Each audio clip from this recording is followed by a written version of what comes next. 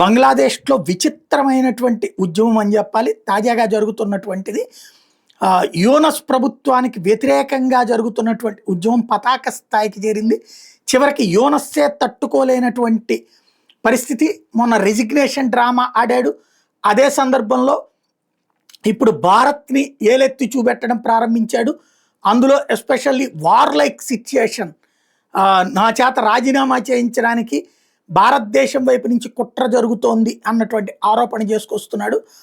బంగ్లాదేశ్లో జరుగుతున్నటువంటి ఉద్యమాల వెనకాల భారతదేశం ఉందన్నటువంటి ఆరోపణలు చేసుకుంటూ వస్తున్నాడు. అక్కడైతే యూనస్కి వ్యతిరేకంగా జరుగుతున్నటువంటి ఉద్యమాలు పతాక స్థాయికే చేరిని. ఎవరూ ఆగట్లేదు, ఎవరూ తగ్గట్లేదు, వదిలిపెట్టడానికి సిద్ధంగా లేవని చెప్తున్నారు. యూనస్ అయితే అక్కడ దిగిపోవాలి అన్నటువంటి కాన్సెప్ట్ ఒకవైపునైతే, రెండో వైపున మరొక ఉద్యమం సాగుతోంది అక్కడే. ఏంటయ్యా ఈ ఉద్యమం అంటే 20,000 మంది కలిసి ఢాకాలో చేస్తున్నటువంటి ఉద్యమం. అక్కడ ఈ మహిళలకి హక్కులు ఉండటానికి వీల్లేదు, మహిళల హక్కుల కోసం అంటూ అక్కడ చట్ట ప్రకారం ఏర్పాటైనటువంటి హెఫాజత్ ఈ ఇస్లాం అనేటటువంటి సంస్థ ఇప్పుడు ఉమెన్ రైట్స్కి సంబంధించి ఉండడానికి వీల్లేదన్నటువంటి ఉద్యమాలు చేస్తుంది.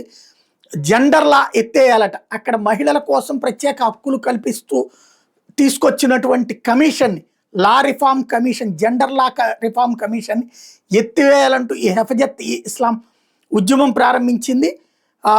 సమాన హక్కులు ఉండటానికి వీల్లేదు అన్నటువంటిది వీళ్ళ ప్రధానమైనటువంటి డిమాండ్. వీళ్ళు అనేది ఏంటంటే అది ఇస్లాంకి వ్యతిరేకము.